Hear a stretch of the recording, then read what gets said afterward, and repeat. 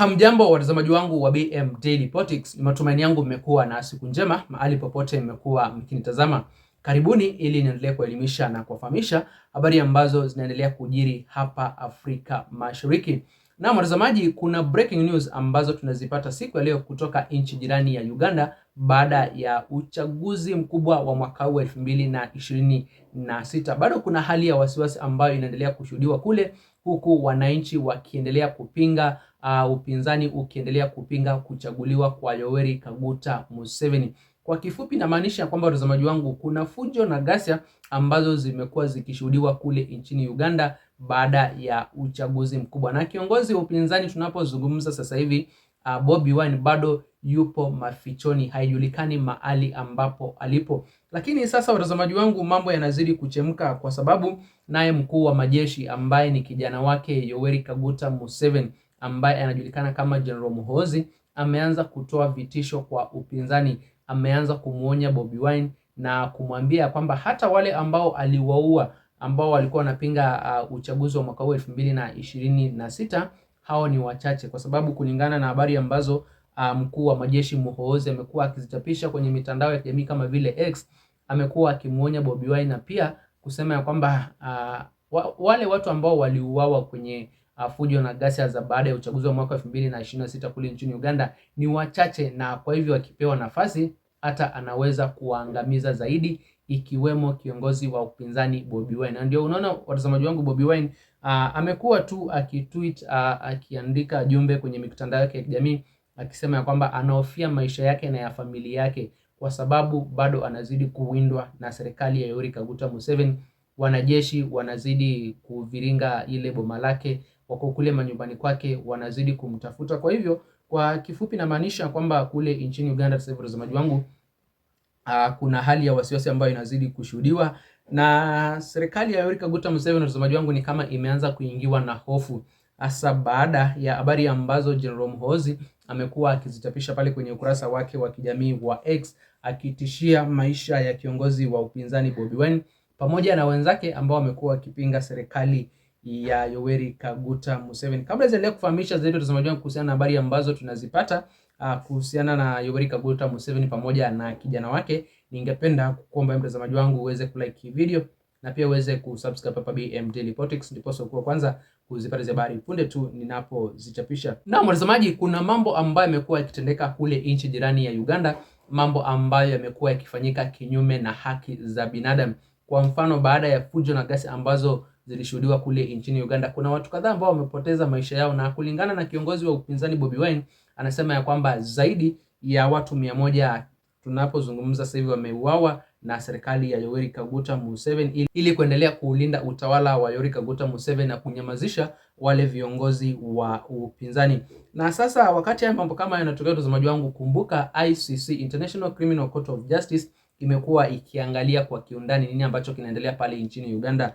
Kumbukeni watazamaji wangu, mwaka uliopita matukio kama haya ya ukiukaji wa haki za binadamu yalishuhudiwa kule nchi jirani ya Tanzania pia, ambapo watu wengi waliaga dunia, lakini hatukuweza kusikia jambo lolote kutoka kwa ICC, licha na barua ambazo zilikuwa zinaandikwa kwa ICC ili waingie pale ground nchini Tanzania, waweze kujua ni matukio gani ambayo yalitendeka. Je, watu waliuawa kwenye fujo na ghasia za baada ya uchaguzi, ama mambo yalikuwa namna gani? Mpaka siku leo watazamaji wangu hatujaweza kujua nini ambacho kilikuwa kinaendelea kule nchini Tanzania, lakini kulingana na video na picha ambazo zilikuwa zinasambaa kwenye mitandao ya kijamii kipindi kile, ni kwamba kuna watu kadhaa ambao waliuawa. Na sasa watazamaji wangu, kule nchini Uganda, huyu General Muhoozi amelazimika kuyafuta yale maneno ambayo alikuwa anayaandika akimtishia Bobi Wine, na maneno ambayo alikuwa anaandika akisema ya kwamba yuko tayari kuulinda utawala wa baba yake kwa njia yoyote ile.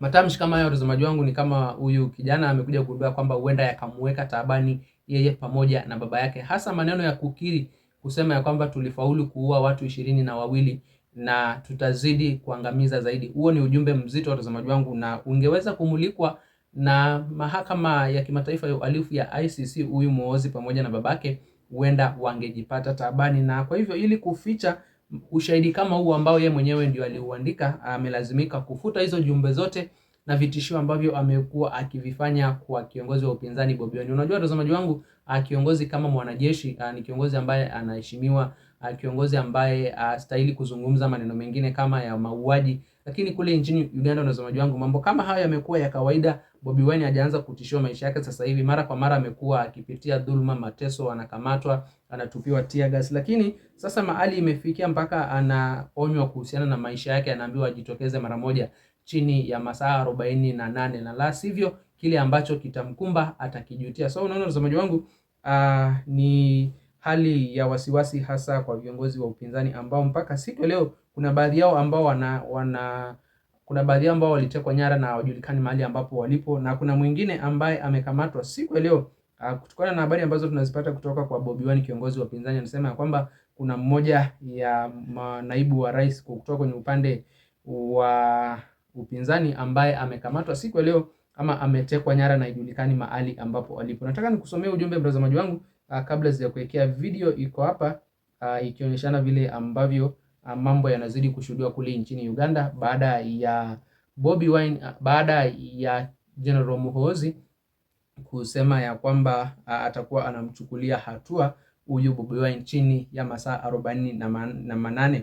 Bobi Wine mtazamaji wangu ameandika, I am not free, my home is still under siege and the criminal regime is trying to hunt me down, and yet 3 out of my 4 deputy presidents are also in detention. So unaona mtazamaji wangu, viongozi zaidi kutoka kwenye upande wa upinzani wanazidi kuwekwa vizuizini. My deputy president for northern Uganda, Dr. Zina Zedriga-Waru, is missing, having been abducted from her home on 15th January. So unaona mtazamaji wangu, siku ya uchaguzi kule nchini Uganda, kuna baadhi ya viongozi ambao walitekwa nyara na mpaka siku leo hawajaweza kuachiliwa. Bobi Wine ameendelea kusema kwamba my deputy president for Western Uganda, Honorable Jolly Jacqueline, is still missing, having been abducted from Rukiga district on 14th January. So ilikuwa tarehe 14, mmoja alikamatwa tarehe 15, mwingine akakamatwa. My deputy president for Central Region, Honorable Muwanga, was today arrested and he is being currently held at Kira Division Police.